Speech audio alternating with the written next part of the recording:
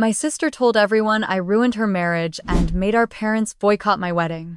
So, I left the ceremony and married my fiancé in Bali. Months later, they found out I was pregnant. And just when I thought they'd stay away, my sister asked to co-parent my baby with me. Like we were two moms. I didn't answer. I called my lawyer. The first time I pictured my wedding, I was 6 years old. I had a pillowcase on my head, 2 daisies in my hands, and I was marrying my stuffed frog on the porch swing. They say your wedding day is supposed to be the happiest day of your life. Mine felt like a performance where half the cast never showed up. The music echoed through the ballroom louder than it should have. The cake stood tall and untouched by the people who were supposed to cut it with me. I remember holding a glass of champagne, smiling through the toasts and pretending not to notice that the tables marked reserved for the Grant family were completely empty. Not one of them came. My aunts, uncles, cousins, people I'd grown up seeing every Thanksgiving and every 4th of July were nowhere to be found. And worse, neither were my parents. Only Ethan's family showed up from his side. His mom cried when I walked down the aisle, and his dad gave a heartfelt toast that left the entire room teary-eyed. His younger brother danced with me and made everyone laugh with his ridiculous moves. They welcomed me like I was their own, and I really tried to let that fill the hole. But there's no replacing your own family, especially when you spent your entire life trying to earn their approval. The absence wasn't a scheduling issue or an emergency. It was a choice. A deliberate one. I didn't cry that night. I told myself I wouldn't give them that. I smiled for photos. I laughed when the ring bearer fell asleep during the ceremony. I danced with Ethan like nothing else mattered, but inside I was fractured. It wasn't until the next morning when Ethan was asleep and I sat alone on the balcony of our hotel suite watching the sun rise over downtown Portland that the numbness lifted just enough to feel something real. Not grief. Not rage. Just confirmation. They really didn't care enough to come. But this story doesn't begin on my wedding day. It began long before, on a crisp October afternoon, when Ethan got down on one knee in the Japanese gardens at Washington Park. The leaves were vibrant orange and red and the sky was a clear sheet of blue. He was trembling, nervous in a way I hadn't seen in a long time.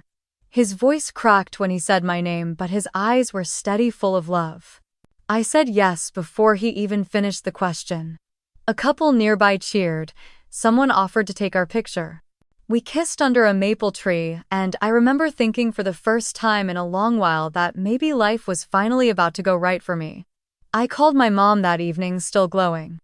"Hi, sweetheart," she answered, sounding distracted. "Mom," I said, my voice shaking with excitement. "Ethan proposed. Today. At the gardens. It was beautiful." There was a long pause. Then a hesitant, "Oh, that's sudden, isn't it?" she said. "Are you sure this isn't too soon? We've been together for almost 4 years." I reminded her, trying to keep the hurt out of my voice. "Right," she murmured. "I guess I just thought you'd wait a bit longer. Especially with everything going on." I frowned. Everything going on. She didn't elaborate. Later that night, I figured it out. My sister Sabrina had recently separated from her husband Jeremy. I didn't know the full story yet, but Mom had mentioned it vaguely the week before, saying Sabrina was staying with them for a while. Still, I didn't see the connection. My engagement had nothing to do with her marriage falling apart. I called Sabrina the next morning. Part of me hoped maybe we could start over. Maybe the distance we'd always had would start to close with something as joyful as this. "Hey," I said, "I wanted you to hear it from me. Ethan proposed. We're getting married." There was a beat of silence. "Wow," she said finally. "Congrats, I guess. That's big news." No smile in her voice. No questions about the ring. No follow-up. Just a flat response and a quick "gotta go" before the line went dead. It didn't surprise me. Not really. Sabrina and I were never close. She was the golden child, the straight-A student, the one who made Mom and Dad beam at school events. I was the quiet one. The art kid who liked to read and draw and stay out of the way. We never fought exactly, but we never bonded either. Still, I never expected her to be cruel. 3 weeks later, Mom called again. Honey, I wanted to talk to you about the wedding, she said gently. I was in the middle of writing thank you notes to Ethan's family for a surprise engagement dinner they'd thrown us. I put down my pen. Okay, what about it? Your father and I were just thinking. With Sabrina going through her separation, maybe this isn't the right time for a big celebration. It's hard for her, you know. She's very fragile right now. So you want me to postpone my wedding? For Sabrina. Not postpone exactly. Just, maybe wait a little. Give her some time. Let things settle down. I felt something cold press against my chest. We've already started making deposits, I said. We booked the venue. Sent save the dates. People are making travel plans. I know, she said quickly. But family should come first, and right now your sister needs support. I'm your family too, I said, voice trembling. She didn't respond to that. Just said something vague about thinking it over and hung up. That was the moment I knew. It wasn't just about the wedding. It never had been. This was about Sabrina always being first, always being the one worth rearranging life for. And me. The afterthought. The one expected to compromise, to understand, to stay quiet. I sat in silence for a long time, staring out the window, my coffee gone cold on the table. They weren't going to come. I could feel it already. And I had no idea just how far Sabrina was willing to go to make sure of it. It started small. At first, just a few odd reactions from extended family. A text from Aunt Denise that felt unusually distant. A voicemail from cousin Lisa saying she wasn't sure if she could make the wedding after all things were just too complicated right now. I didn't think much of it. Not yet. But then I got the call from my dad. He rarely called me. Growing up, he'd always been the silent observer type, content to let mom handle most of the emotional labor. So when my phone lit up with his name one morning while I was walking to the coffee shop near our apartment, I stopped cold. Hey Dad, I answered, trying not to sound surprised. Hey kiddo, he said. His voice was calm, measured. You got a minute? Sure, what's up? I could hear him exhale. Look, I know your mother spoke with you about the wedding, and about Sabrina. I stayed quiet. She's not in a good place right now, he continued. She's staying with us full-time now. It's been a rough couple months. Jeremy's moved out for good. I'm sorry to hear that, I said. But I'm not sure how that's relevant to my wedding. Well, he said, pausing again. It's just. Maybe this isn't the best time for a big event. You know how people talk. The whole family's whispering, already trying to figure out what happened between them. And what does that have to do with me? Your sister's saying you've been close with Jeremy. I stopped walking. What? She's upset, he said. Really upset. Said there were things you said to her. That you were encouraging him to leave. Telling him he'd be better off. That's not true, I said, my voice tightening. I haven't even spoken to Jeremy in over a year. We were never close. I barely said 10 words to him at any family gathering. I'm not accusing you, Maddie. I'm just saying. This is the perception. And it's a sensitive time. Maybe holding off on the wedding would give people space to calm down. Focus on Sabrina for a while. So that's it, I asked. You want me to cancel my wedding to avoid offending Sabrina? He didn't answer directly. I hung up not long after that. My hands were shaking. I didn't cry, I didn't scream. But the ache in my chest burned all the way home. Ethan found me sitting at the kitchen table, staring at a sticky note where I'd written out our RSVP deadline. What happened? He asked, setting his bag down. My family thinks I convinced Sabrina's husband to leave her, I said flatly.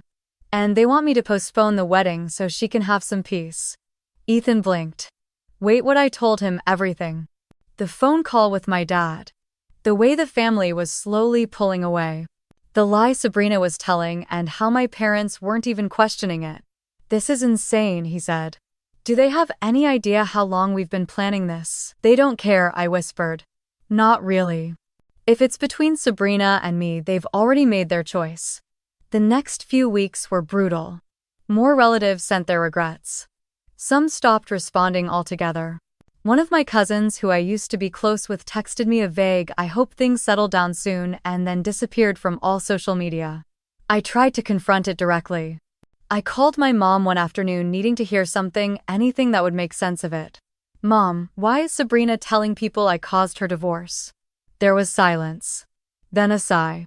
"She's hurting Maddie. She's confused. She says Jeremy changed because of things you said. Things you encouraged." What things? I snapped. I didn't even talk to him. I never called, never messaged. "You know that. I know what she told us," she said quietly. "And right now it's easier to just give her space." "So, you're going to support her lies?" I asked.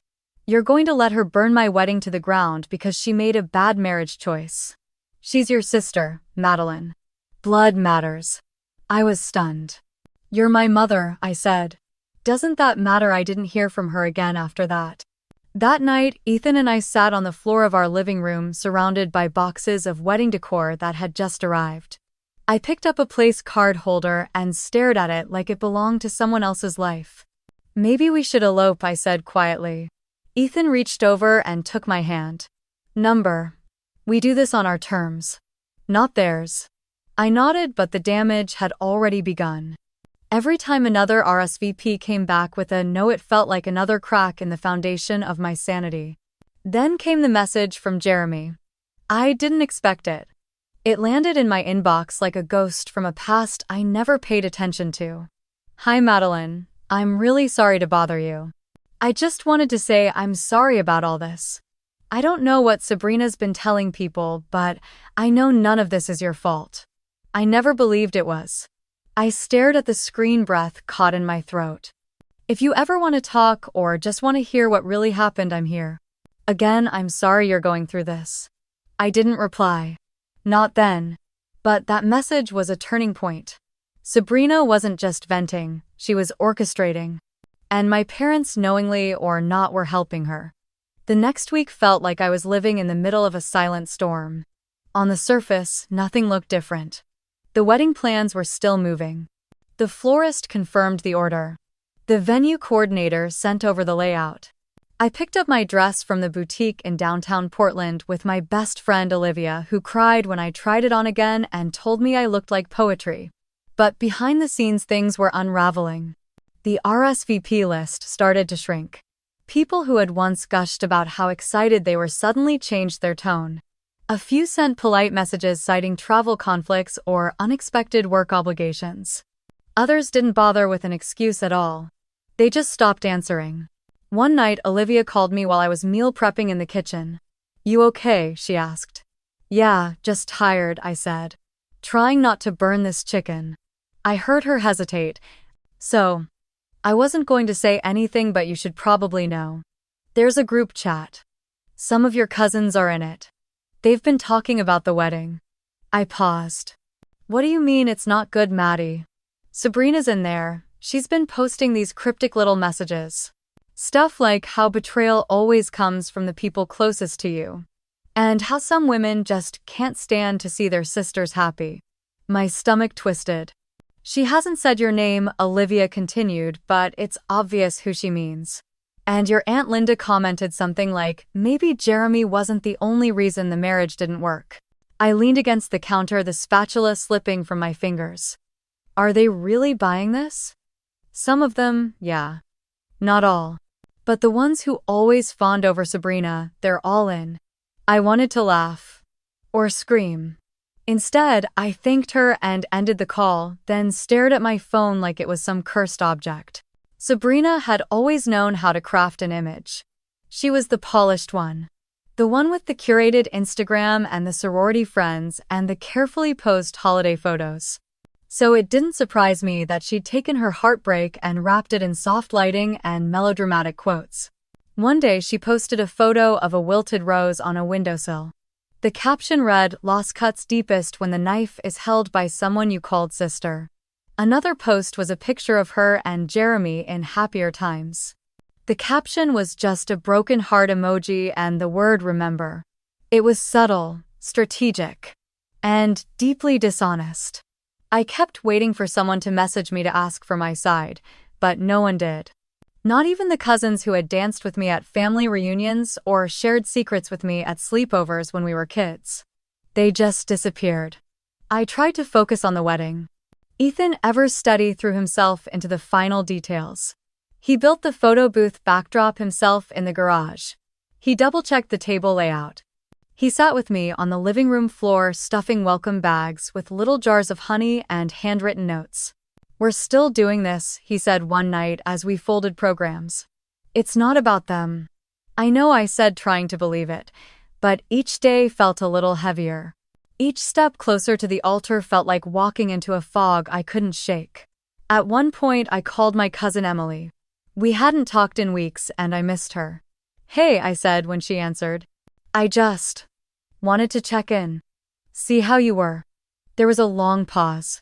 "I'm okay," she said finally, just trying to stay out of the drama. "So, you've heard the rumors?" "Yeah.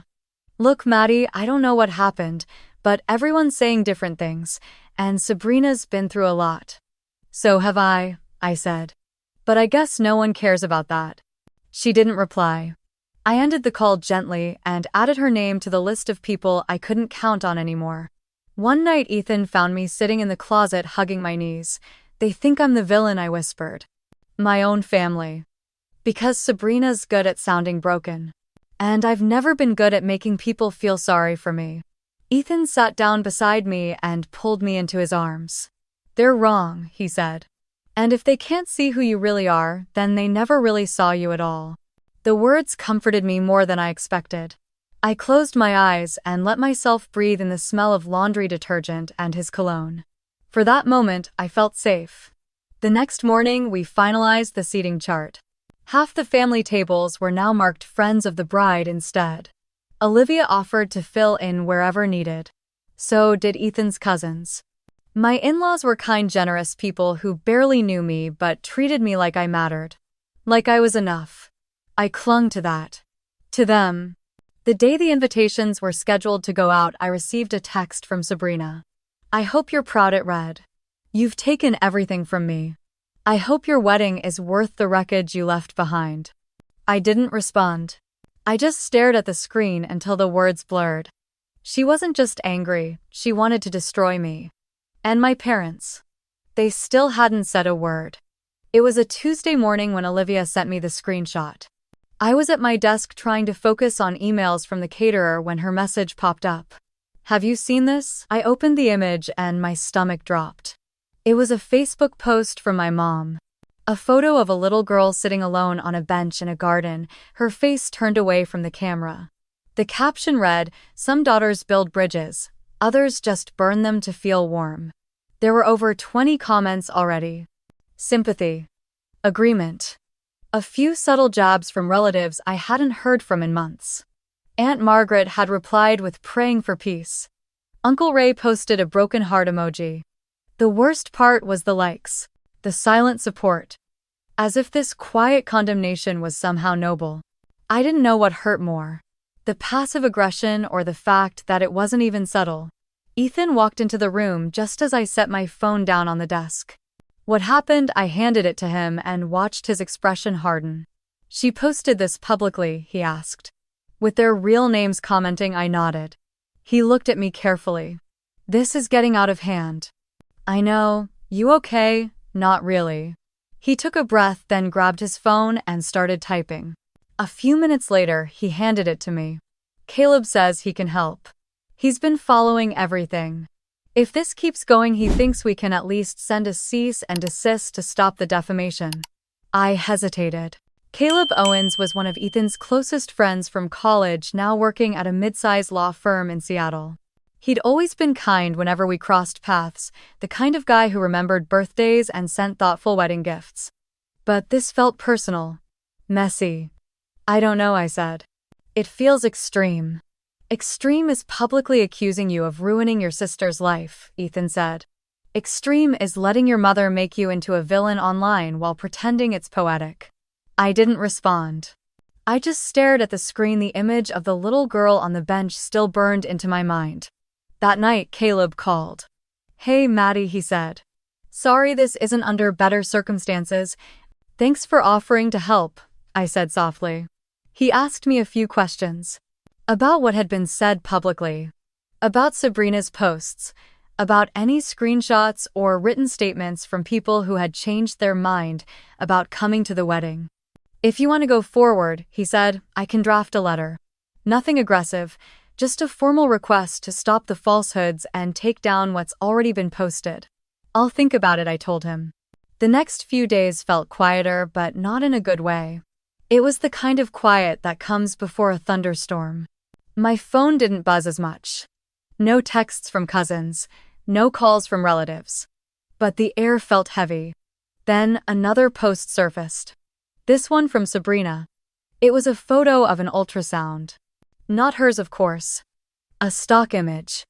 The caption read, I thought I'd be announcing something beautiful this summer. But life had other plans. Some wounds are too deep to explain. There were hundreds of reactions. Supportive messages, friends tagging each other to say stay strong. My mother commented with a heart and the words she deserved better. I felt sick. She was using motherhood now.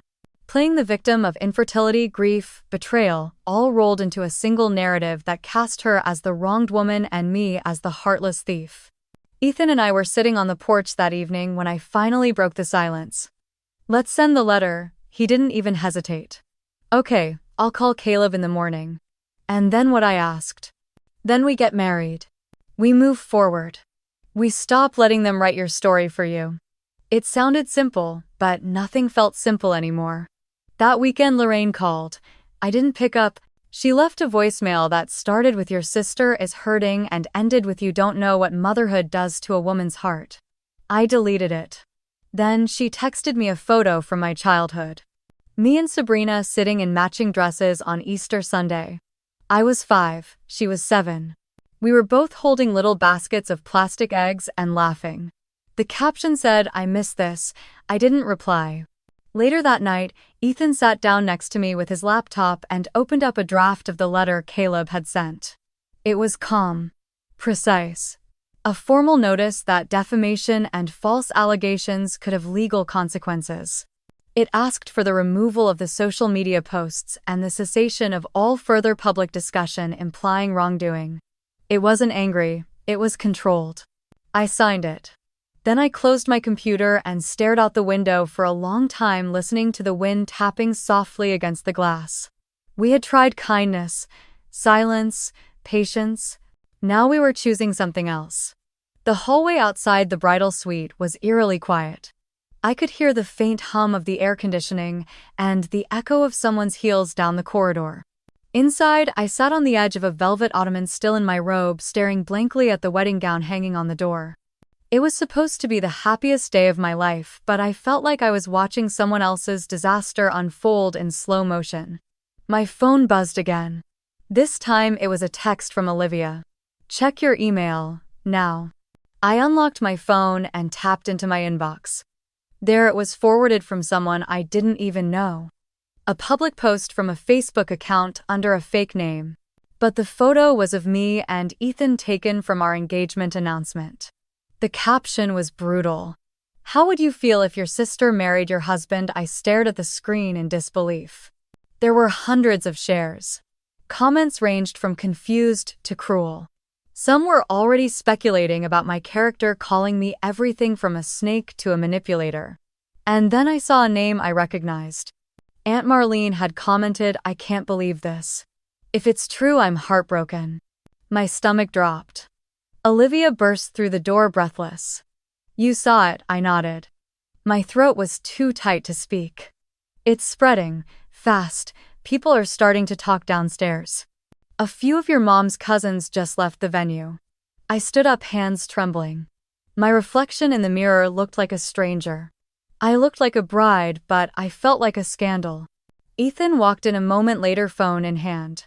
He had this look on his face, calm but with a fire building behind his eyes. That quiet, focused kind of anger I'd only seen a handful of times. We need to go, he said. Go or anywhere, but here. He walked up to me and took both my hands. His palms were warm, grounding. This doesn't feel right. It's not what we planned. It's not what we deserve. We don't have to stay here and absorb this chaos. We can leave it behind. You're talking about leaving our own wedding. I'm talking about protecting our peace. The phrase stuck with me. Protecting our peace. I had spent so long bracing for impact, just trying to survive the next hit from Sabrina, the next silence from my parents. But in that moment, I realized I didn't have to. I didn't have to let them control my story. I asked him quietly, what would we do? He pulled out his phone again. I've already checked flights. There's one to Bali. Leaves in 6 hours. We'd have to move fast, but I can make it work. I can book it now. My eyes filled with tears. You'd really do that, just disappear with you? In a heartbeat. Behind us, Olivia was already opening my suitcase. She pulled out a white sundress and a lightweight blazer. If we're doing this, you're not flying in a silk robe, she said with a wink. I let out a shaky laugh, the first real laugh in days. While Olivia helped me change, Ethan made the calls, first to the airline, then to the hotel concierge to check us out early. I texted our officiant with a simple message. Change of plans. We won't be needing your services today. Thank you for everything. Then came the hardest part, walking out. We took the back elevator, the one that opened directly into the underground garage. I clutched Ethan's arm, afraid we'd run into someone, that we'd be stopped, questioned. But no one was there, not even a bellhop. As the car pulled away from the hotel, I glanced back at the awning where I was supposed to arrive in a white limo. My mother had insisted on the floral arch. My father had vetoed a live band. They weren't inside, but their silence was. Ethan held my hand all the way to the airport. Neither of us said much. What was there to say that our wedding had turned into a PR nightmare, that our family had traded us for Sabrina's sob story? When we arrived at the airport, the gate agent looked at us with mild surprise as we checked in with 2 carry-ons and no smiles. I wondered what she saw. A runaway bride, a couple escaping cold feet, or just 2 people tired of being hurt. Once we were past security, we found a quiet corner and sat down. I leaned my head on Ethan's shoulder. Do you think they'll ever understand why we left? He kissed my hair. Maybe. Maybe not. But this was never about them understanding. It was about us surviving. Boarding was called not long after. As we walked down the jet bridge, I felt a strange mix of sadness and liberation. The wedding was gone. But so was the wait. I texted Olivia one last time before turning off my phone. Thank you. For everything. Tell them whatever you want. I don't care anymore. Then I powered it off. As the plane taxied down the runway, I looked out the window. Portland faded beneath us, gray and green and full of ghosts. We didn't speak again until we were over the Pacific. Ethan reached for my hand again and squeezed gently. We'll write our own vows. On a beach. Just us. Promise, promise. And for the first time in what felt like years, I let myself believe in something new. Something clean. Something that didn't come with silence or accusations or impossible conditions. Just love, just us. The ceremony happened on a Thursday afternoon under the golden light of a Balinese sunset. It wasn't planned, not in the traditional sense. There was no seating chart, no RSVP list, no one fussing over centerpieces or cocktail napkins. Just a soft breeze, the sound of waves in the background, and Ethan's hand in mine. The resort concierge had helped us find a local officiant and 2 tourists from Michigan who agreed to be our witnesses. They cried harder than I did, which made me laugh in the middle of our vows. I wore the white sundress Olivia had packed, and Ethan wore linen pants he found at a nearby shop. I hadn't even touched my wedding gown. It stayed in Portland like the version of me who thought I had to beg for space in my own family. When the officiant pronounced us husband and wife, Ethan kissed my forehead first, then my lips. It wasn't a kiss for show. It was quiet and real and steady. After everything, it felt like landing after a long, turbulent flight. That night, we sat on the beach with our feet buried in the sand and a bottle of local wine between us. The moon rose slowly, casting silver over the waves. I didn't speak for a long time. I didn't need to. For the first time in years, my silence wasn't being ignored, it was being honored. Eventually, I pulled out my phone, not to scroll or doom read, but to write. I opened a blank note and started typing messages for the people who had shown up for me when it counted. Olivia. My boss Karen. My two cousins from Virginia who had dared to attend the wedding despite the whispers. Ethan's parents who called me their daughter long before I said any vows. I wrote thank you letters. Not dramatic or overly sentimental, just honest notes of gratitude. I didn't send them yet. I wasn't ready to re-engage with the outside world, but I needed to remind myself there were still people who had seen me clearly. 3 days passed before I called Caleb. He picked up on the second ring. "Madeline," he said, sounding both surprised and unsurprised. "I was wondering when I'd hear from you." I leaned against the wooden frame of our bungalow. The ocean breeze pushed strands of hair into my mouth. "I'm ready," I said. His voice turned sharper. "Ready how to fight back." There was a beat of silence. Then he said, "Tell me everything." I told him about the Facebook post and the anonymous account, about how it spread like wildfire. I described the wedding venue's atmosphere, the relatives who left, the damage already done. I didn't cry. I thought I might, but I didn't. Instead, I sounded like someone reading a list of damages after a storm. He asked questions. Who had reposted it? Who had liked it? Did I have screenshots? Did anyone reach out after reading it? I had most of it saved. Olivia had been documenting everything the moment it went public. She had the timestamps, the IP address trail, even a short list of people we believed were involved. "You're in luck," Caleb said. Public defamation is easier to track than people think, especially when they use burner accounts tied to old phone numbers or recycled emails. "Can you send a letter, a warning, already drafting it?" And so it began. While Ethan booked us a massage or planned snorkeling trips, I spoke with Caleb daily. He helped me set up a document folder, gather testimonies, and prepare a cease and desist letter. The first one would go directly to my parents.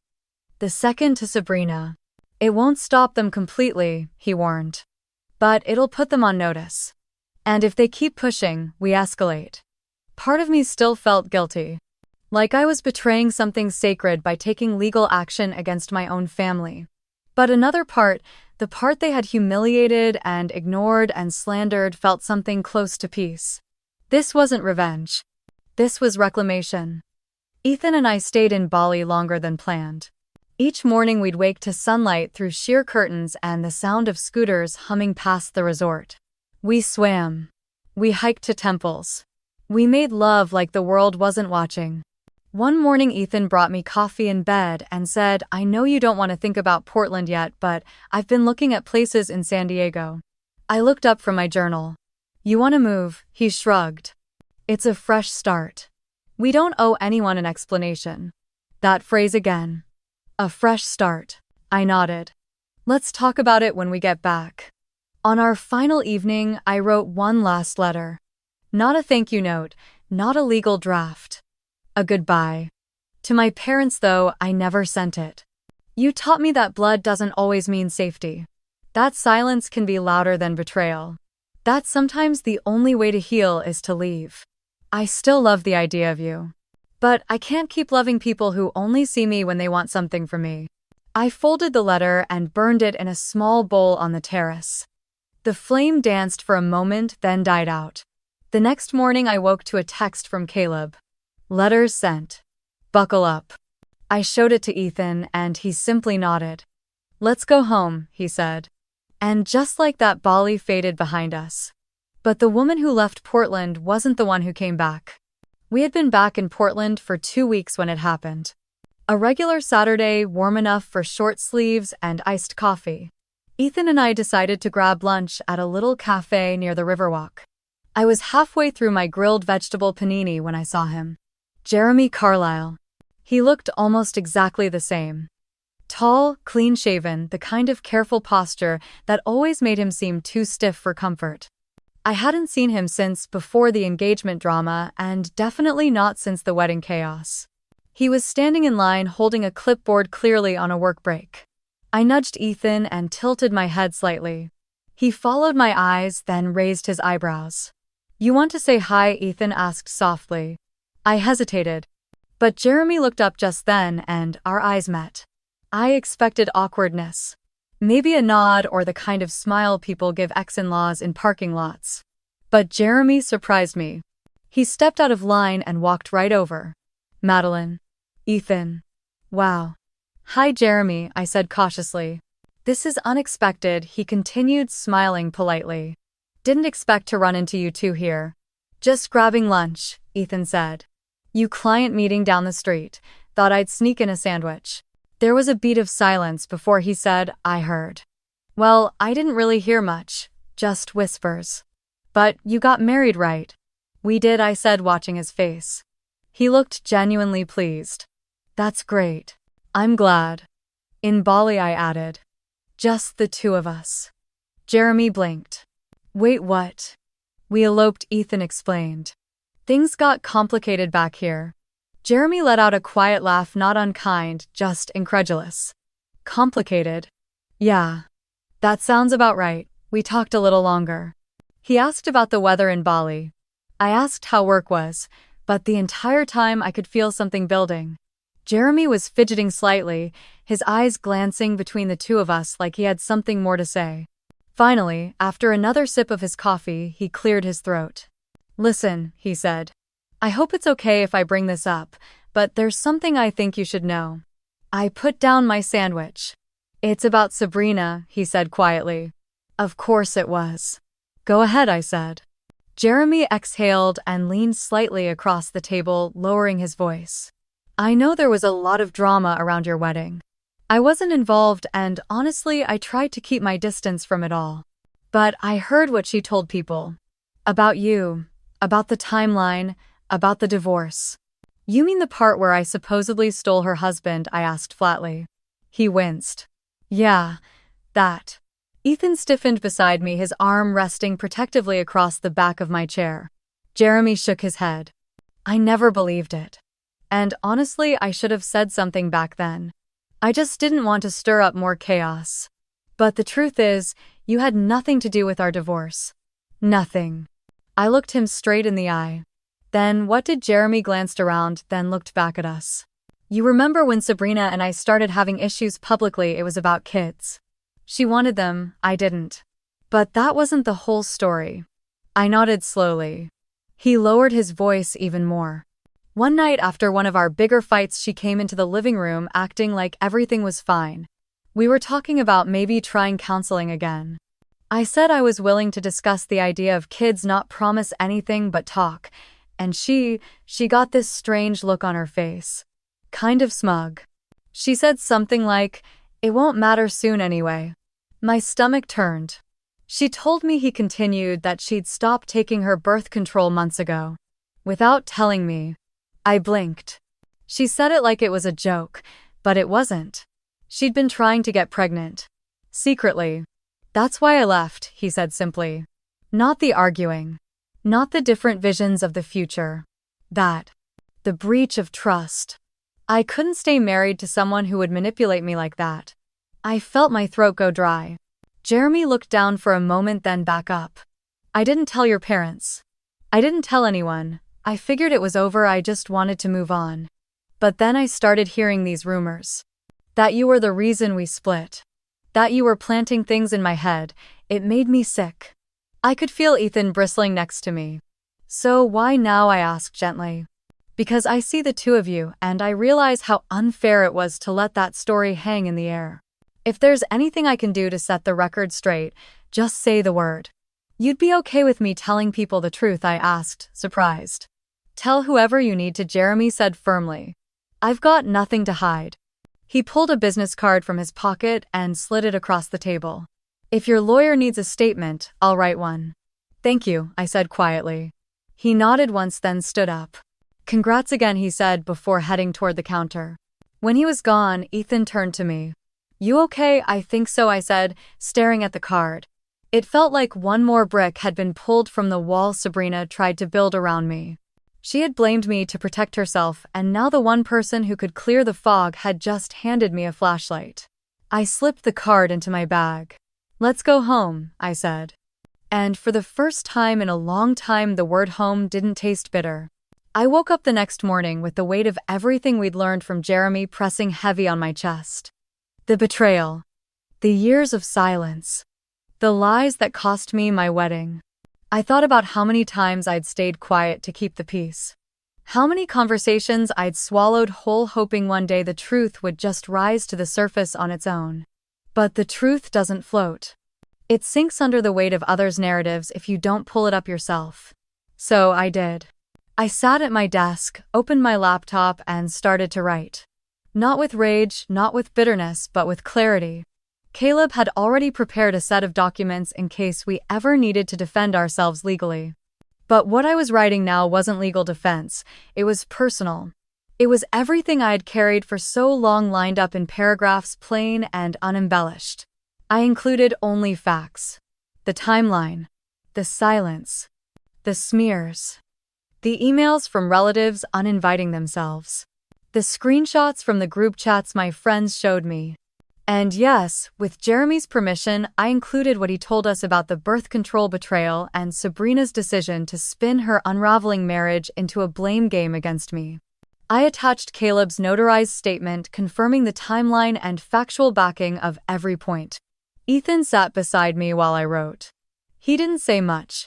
He just rested a hand on my back now and then like a lighthouse keeping me steady while I crossed the waves. After 3 hours, I read the whole thing out loud to him. He nodded, said it was strong but fair. It was everything people deserved to know. I posted it that afternoon, no names, just initials and careful phrasing. But everyone who needed to understand it would. I didn't tag anyone. I didn't even share it widely. I just let it sit. And then the messages started. First came the quiet ones. A cousin I hadn't heard from in years asking if what I wrote was true. A former neighbor from our childhood block saying they'd always wondered why I'd been left out of family gatherings. A college friend who had once attended a barbecue at my parents' house telling me they remembered how Sabrina had always found ways to pull attention back to herself. Then came the louder ones. Aunts and uncles writing long rambling texts about how these kinds of family matters shouldn't be aired in public. Others defending Sabrina, accusing me of trying to destroy her image when she was clearly still grieving. But even among them there was hesitation now. Not full denial, just discomfort. Like they were realizing maybe they didn't know the whole story. Lorraine and Douglas didn't respond directly. But that night, a distant relative forwarded me a post from my mother's Facebook page. It read, "Some people rewrite history when their conscience is clear. But silence doesn't equal guilt. It equals class." It had that vague performative tone Lorraine always used when she was trying to seem graceful while seething. What struck me most was what didn't happen. Sabrina didn't post anything. Not a photo. Not a story. Not a cryptic quote. Her social media, once a daily stream of curated perfection and inspirational captions, had gone dark. No one had seen her since. A week passed. Then 2. I got more messages this time from people I didn't expect. A few relatives apologized not for not attending the wedding but for not reaching out sooner. One even admitted she had believed the rumors but felt sick reading what I'd written. I didn't respond to most of them. I didn't feel the need to rehash old pain or reopen doors I had closed for a reason. What mattered was that the narrative had shifted. My silence no longer held space for others' stories, it held my own. Ethan printed a copy of the post and framed it for me. Not because it was poetic, but because it was proof. That I stood up. That I stopped letting my love for peace silence my right to truth. At work, my colleagues, many of whom had attended the wedding and seen how thin our guest list was, read the post and offered quiet nods of support. One of them, a senior manager, told me she had been through something similar with her own family and wished she had spoken up sooner. Caleb called later that week to say the post had made waves. Apparently, one of our distant relatives had contacted a legal consultant about defamation, but after reading the post and confirming it contained no false statements, no one was willing to move forward. "You protected yourself well," Caleb said, "and more importantly, you told the truth." That night, Ethan and I went for a walk around our neighborhood. It was cool out, the leaves rustling gently as we passed under the trees. We didn't talk much, we didn't need to. Every step forward felt lighter. There was one moment, though, when Ethan stopped walking. He looked at me soft but serious and asked, "Do you feel like you've let it go?" I thought about it for a moment. The answer wasn't simple. The pain was still there. The memories still hurt, but I didn't feel like I had to explain myself anymore. I didn't feel like I was chasing validation or begging people to believe me. I looked up at him and said, I feel like I've finally been heard. And I meant it. We kept walking. Somewhere far away, I imagined Sabrina reading the post. Maybe alone. Maybe with our parents sitting stiffly on the other end of the couch. I didn't hope for her pain. But I hoped she saw the reflection of herself clearly. Not the version she projected, but the one she had hidden even from herself. And I hoped she knew I was done being quiet. I didn't have to wait long. 2 days after my post had made its quiet rounds through extended family group chats and passive-aggressive phone calls, I received a carefully worded email from Lorraine. The subject line was just my name. No greeting. No warmth. The message began with a familiar tone, faux concern masquerading as maturity. We understand you're going through a lot emotionally. Sabrina and I have spoken and agree that if removing the post would help us move forward as a family, we are both willing to offer an apology. I stared at the blinking cursor for a long moment. No admittance of wrongdoing. No mention of the lies. No acknowledgement of the years of cruelty, manipulation, or the smear campaign that kept half our family from my wedding. Just a performance. Just image management. And there it was again, if I took it down. If I was willing to meet them halfway. If I could be reasonable. As if my pain was a negotiation. I didn't reply right away. I forwarded the email to Caleb. He called me 10 minutes later, no greeting either. They're trying to get ahead of something. Probably worried about fallout. Don't respond yet. We'll document everything. Ethan read the email over my shoulder. His silence spoke volumes, but then he squeezed my hand and said calmly, "Let them stew." That night I did write back though. Not because I owed them anything, but because I wanted them to know I saw through them completely. I don't need apologies with terms and conditions, I wrote. If you're embarrassed by the truth, that's your burden. Not mine. I clicked send and closed my laptop with a finality that felt satisfying. But of course that wasn't the end. The next morning, Sabrina made her return to social media in spectacular fashion. A long Facebook post in soft cursive font overlaid on a background of a candlelit sunset. It read like a self-help devotional. She spoke vaguely of trauma and family betrayal and how some people can't stand to see others heal. It didn't name me. It didn't have to. The comments filled quickly. Cousins, church friends. Even a few family members I hadn't heard from since my engagement. All expressing support, all offering hugs and prayers and pity. Aunt Beverly even wrote, "You've always been the strong one. Don't let haters dim your light." I rolled my eyes so hard I nearly gave myself a headache. An hour later, Lorraine posted her own version. This time it was a more passive-aggressive piece of fiction about watching your child be maligned by jealousy and bitterness. She ended it with a Bible verse and a photo of her and Sabrina smiling at a brunch that was clearly staged. I didn't engage. I didn't comment, but others did. 3 of my cousins DM'd me screenshots. "Are they serious?" one wrote. "I thought this was done," another said. The third cousin, Laura, was more direct. "I know what they did to you. Let me know if you ever want me to say something publicly." I thanked her but told her no. Not yet. Instead, I called Caleb again. "They're escalating," I said. He sighed. "I figured they might. I've started a file already. If they keep posting things that imply you're unstable or jealous, we'll consider defamation. Especially if it costs you work or affects your reputation." "Do I even want to go that far?" I asked. "That's up to you. But you don't have to roll over. Just keep records. We've got options." Later that evening, Ethan and I went for a walk around our neighborhood. It was cooler than usual with a soft breeze threading through the trees. "You okay?" he asked. "I don't know," I admitted. "Part of me wants to hit back harder. Part of me just wants to move on." "Maybe you can do both," he said. "Stand your ground without letting it consume you." I thought telling the truth would be the end of it. But it feels like just another beginning. "They're not angry because you lied," he said. "They're angry because you told the truth out loud." He was right. And it didn't make it any easier. That weekend, we received another message, this time through my Uncle Lorraine's older brother. He texted me directly. "I think your mom's scared. She's losing people. Some of us are starting to talk." It felt almost surreal hearing that. For years, Lorraine and Sabrina had controlled the narrative so tightly. But now things were shifting. Uncle Joel followed up with, "Just so you know, I never believed those things she said about you.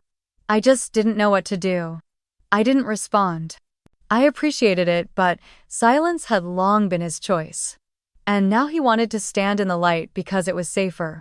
I was learning how to accept complicated truths. That not everyone who finally sees you is worthy of standing beside you. Monday morning, Caleb sent me a draft. It was a formal notice worded calmly but firmly requesting that Lorraine and Sabrina cease all indirect public remarks implying defamation, manipulation, or instability on my part. It included examples. It referenced precedent. It was a warning shot. Not a lawsuit. Not yet. I approved it. He sent it that afternoon. By Wednesday, both Sabrina and Lorraine had quietly taken down their posts. No explanation. No apology. Just silence. It didn't feel like victory. Not yet. But it felt like progress. Caleb called to confirm receipt. "That got their attention," he said. "Good. They're not going to stop being who they are, Madeline. But now they know you're not afraid of them." And that, more than anything, was what I needed. Not revenge. Not validation.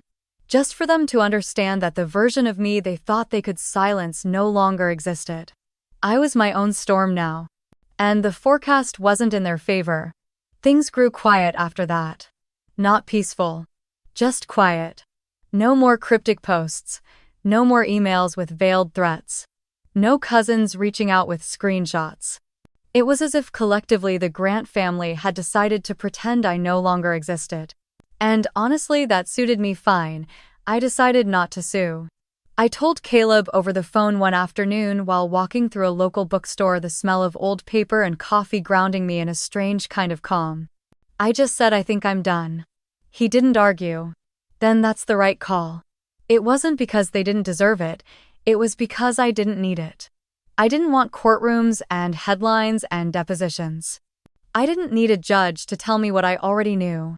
I had won something much better: my own voice. That week, I launched a blog. An anonymous one. No names, no photos. No backstory that could be traced. Just my words. I called it The Uninvited Sister. It started with the story. Not in full detail, just enough to set the tone. Then I wrote about silence. About manipulation disguised as loyalty. About what it means to be excluded from a wedding you paid for. About how trauma can come from people who still send you birthday cards. I didn't expect much. I didn't even link it to any social account. But 3 days later, I checked the stats and thousands of women had already read it. Hundreds of comments poured in. Stories, confessions, gratitude, rage, relief. I had opened a door, and they were walking through it. One night, curled on the couch with Ethan, he looked up from reading a few of the comments and said, "You know, I think you need a pen name." "Oh, what? A pen name?" He grinned. "Something fierce. Mysterious. Like Madeline Justice." I burst out laughing. "That sounds like a lawyer on daytime television." "Exactly. It's perfect. She shows up in the courtroom with a vengeance and a good haircut." I shook my head, still smiling. "You're ridiculous." "You're powerful," he said, suddenly more serious. "People are listening to you. You're helping them. That matters." For the first time in a long time, I believed that. Then came the letter. It arrived on a Thursday. A cream-colored envelope with my full name written in elegant cursive. I recognized the handwriting instantly. Lorraine. I opened it in the kitchen, letting the paper unfold on the counter like a relic from another era. The words were sharp, measured. She was always best on paper, where she could control tone and erase emotion. She didn't apologize. Instead, she threatened. "If the defamatory material remains online, I will have no choice but to explore public avenues, including speaking to the press." No signature. Just mother. I stood there for a long time reading it again. And again. My stomach didn't twist. My hands didn't shake. I wasn't scared. I was tired. I scanned the letter, sent it to Caleb, and went about my day. He called that night. She really put this in writing. Yep, then I'll handle it. Within 48 hours, he drafted a response. A cease and desist letter that was direct, professional, and packed with legal weight. He reminded Lorraine that no names were mentioned, that no laws were broken, that pursuing media contact would only amplify the very narrative she claimed to resent. He mailed it and emailed it. Then we waited. No response. Not a word. The silence didn't feel like surrender. It felt like avoidance. But I didn't care. I wasn't trying to win anymore. I wasn't even trying to be heard. I just wanted to be left alone. One night, I closed the laptop after writing a new post titled "What We Do with the Rage." It was about transformation. About how we take what we survive and use it to carve new paths. I talked about not forgiving people who haven't changed. About protecting your peace like property. I ended it with a line that wasn't meant to be dramatic, but it stayed with me. Some people don't deserve a seat at your table even if they built the house. After I posted it, I poured a glass of wine and joined Ethan on the porch. The air was cool, heavy with pine and dusk. "You think they'll ever try again?" he asked quietly. "No," I said. "Because I won't give them another opening." He nodded. "You think that's cold?" I asked. "No," he said. "I think it's honest." I leaned against his shoulder and closed my eyes. I wasn't angry anymore. I wasn't waiting for closure or explanations or apologies. I had built something they could never touch, a life where their approval wasn't the currency. A name I chose for myself. A voice that was finally mine. It happened on a Wednesday morning in late spring. I was standing in the kitchen waiting for the kettle to boil when I realized I couldn't remember the last time my body had felt quite right. At first, I brushed it off. I'd been working hard, writing late into the night, letting meals blur into one another. But something inside me buzzed with quiet awareness. A subtle shift. A strange stillness that felt like anticipation. By Friday, I was staring at 2 pink lines on a test I bought with trembling hands from a drugstore 2 towns over. I sat on the edge of the bathtub for 10 whole minutes, unable to process what I was seeing. Pregnant. Me. Not in the abstract someday kind of way, but now, here. In this body, I was finally learning to trust again. When I told Ethan that evening, he just stared at me for a beat too long. Then he laughed. Not from shock, not from fear, but from something deeper, like the world had finally tilted back into place. "We're having a baby," he said, holding my face in both hands. "We're having a baby," I whispered. He didn't ask if I was sure. He didn't ask how I felt. He just pulled me into him and said, "Then we'll make a world where they never have to wonder who loves them." In the weeks that followed, we kept it quiet, not because of superstition or secrecy, but because we wanted it to be ours for a little while. I wrote about it on the blog without naming it, just small pieces. Stories about beginnings. About soil before it blooms. About fear that tastes like joy. The readers knew. Women always know. They flooded the comments with warmth, never asking for confirmation, just offering love. I lived in that bubble. In that golden hush. Until someone pierced it. Lorraine. She found out, as she always did, through someone else. A friend of a friend. A coworker's niece. However, it happened, she knew.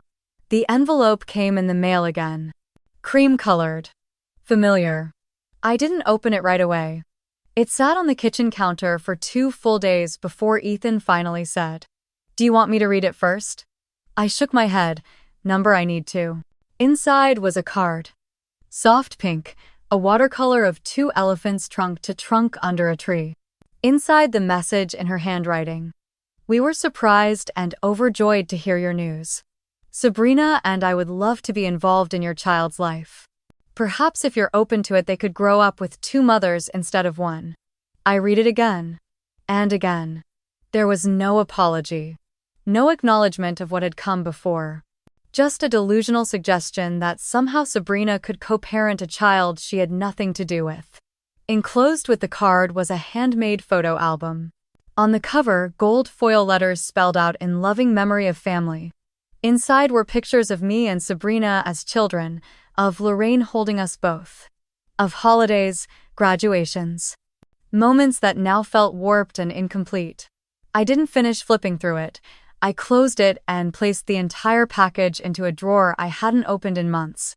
The one where I kept old photos and letters I wasn't ready to burn but refused to display. Then I blocked every number I knew.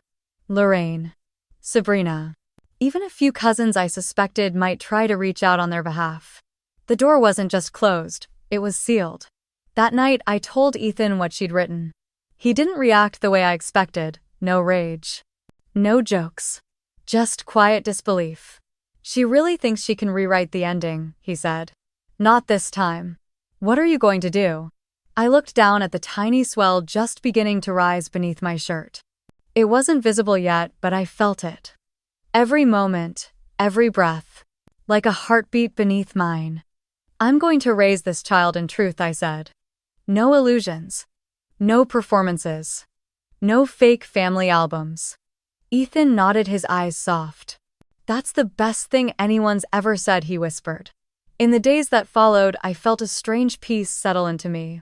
Not a perfect one. Not the kind you read about in books. But a grounded calm that came from knowing who I was. Who I wasn't.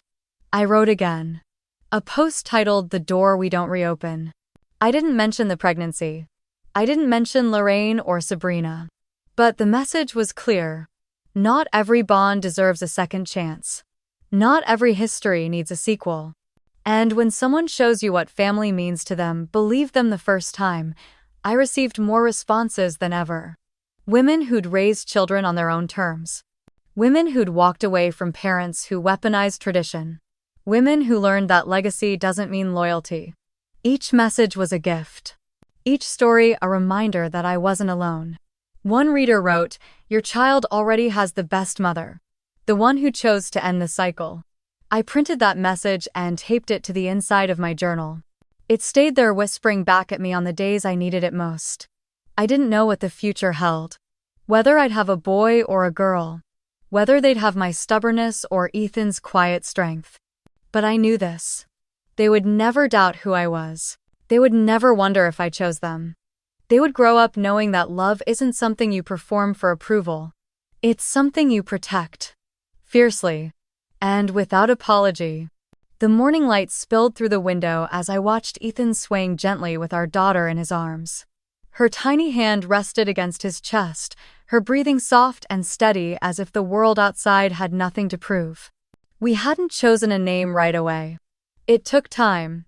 It had to mean something. In the end, we chose Grace. Because she was born not just of love, but of letting go. I used to think closure came with apologies. With tearful reunions and dramatic confessions. But, standing on that quiet shore watching Ethan hum a lullaby into the top of our daughter's head, I realized something else. Closure isn't given, it's claimed. I wasn't waiting for my parents to show up with remorse in their eyes. I wasn't hoping Sabrina would suddenly understand the damage she'd done. That story had ended the moment I stopped editing myself to fit their narrative. We live now in a rented cottage along the Oregon coast. Nothing fancy. A single story with weathered siding and a garden full of lavender and wild thyme. I wrote in the mornings, usually with Grace in a wrap against my chest, her heartbeat syncing with mine. My blog had grown. Not in fame or monetization, but in meaning. Women wrote to me from all over. Nurses. Teachers. Stay-at-home moms. Lawyers. Women who had been erased by their own families and had quietly rebuilt something new. I had never met most of them. But in some way I loved them. Because they had done what I did, they had chosen themselves. One afternoon, as we walked along the beach, Ethan turned to me. "You ever regret it?" he asked. "What, leaving the wedding behind? Cutting them off? All of it?" I thought about it. About the day I stood in a gown no one picked with me in a room filled with people who loved me for who I was, not who I'd pretended to be. About the sound of ocean waves in Bali as we promised each other forever without witnesses. About the first flutter of life inside me. About the first time I said no and didn't explain. No, I said. Not once. He smiled, reaching down to scoop up Grace as she began to fuss. She quieted instantly. That was his gift. The ability to still storms with presence alone. I used to wonder if I would be a good mother. If the absence of my own could be filled with intention. But then I looked at my daughter and knew. She would never have to earn love. She would never be compared to anyone else in her own home. She would never be asked to be smaller so someone else could shine. She would grow up with truth and quiet and fierce protection. One morning, a cousin I hadn't heard from in over a year emailed me. She'd seen the blog. She recognized the voice. She wrote, "I didn't believe you then. I do now. I'm sorry, I stayed silent." I didn't write back. Not because I was angry, but because I no longer needed that bridge. Some doors are better left closed. But I printed the email.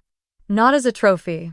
As a reminder that silence speaks, but so does truth. Sometimes louder. Weeks later, a package arrived. No note, just a soft baby blanket and a photo of me as a toddler with Lorraine. On the back, someone had written, "Come home." I stood there for a while, holding that photo. And then I walked it outside to the fire pit and let it go. Not in anger, in finality. Later that night, I held Grace by the window and whispered, "You don't come from shame. You come from choice." Ethan wrapped his arm around me, his chin resting on my shoulder. "You ready?" he asked. "For what?" "For whatever's next." I looked out at the darkened waves. The moon hung low, casting silver onto water like a path only we could see. "I think I am," I said. There was no big moment. No dramatic phone call, no confrontation. Just a slow, steady walking away from what no longer served us. Family isn't who shares your blood, it's who shows up and stays. It's who protects your name when you're not in the room. Who listens when you say that hurt, who never asks you to dim so they can shine. As Grace reached up and wrapped her fingers around mine, I smiled. Because in that small gesture, I saw everything I had fought for. Peace, clarity, freedom. A future not built on guilt or obligation but choice. So no, I didn't look back. I didn't need to. I had everything I needed right here. And if you're reading this wondering if walking away makes you selfish or cold or heartless, let me tell you something I wish someone had told me years ago. You're not broken for leaving what broke you. You're brave. You're enough. You're already home.